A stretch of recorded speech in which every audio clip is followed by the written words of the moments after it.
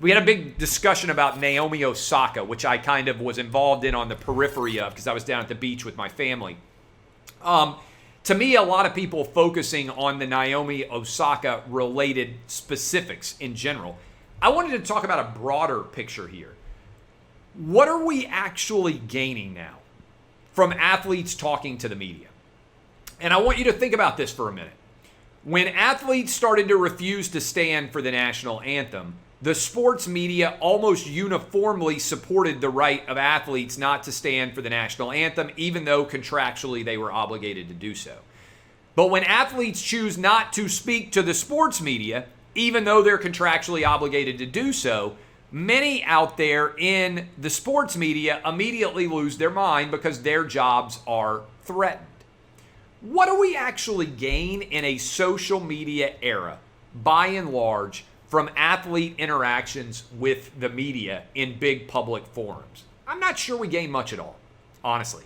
And I understand why that requirement existed years and years ago when newspapers and television and radio helped to drive the interest for the sport.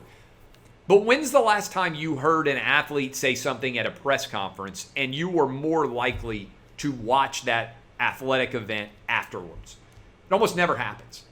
And so one of the things that I think is interesting is we're seeing a great disruption in the method by which athletes communicate with the larger audience. And also, we're seeing a tremendous devaluation in what used to be a big deal. Back in the day, if you went to the Super Bowl and you covered the NFL for Denver or Houston or Miami or Minneapolis or Syracuse, New York or Oakland, California, you had a unique asset.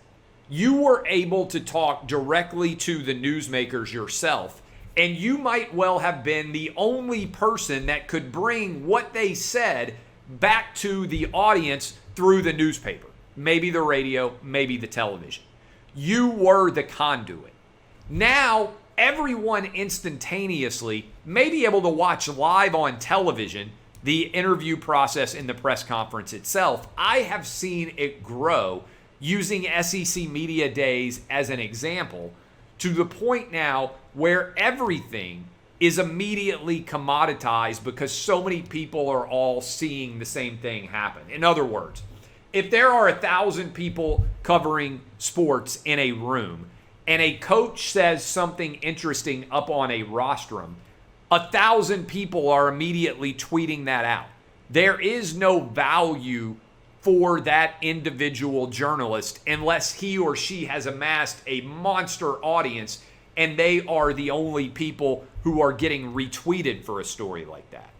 The value comes when guys like Adam Schefter or Adrian Wojnarowski of that ilk break a story in their specific sport that otherwise other people do not have. And so what I would suggest to you is really the battle over Naomi Osaka is not about Naomi Osaka herself. It's about how information gets distributed and who gets the value of that distribution. Athletes, by and large, now have the ability to cut out the media and go direct to their audience without needing the media to carry any of their story to the masses. That's really what, to me, the Naomi Osaka story is about more so than anything else.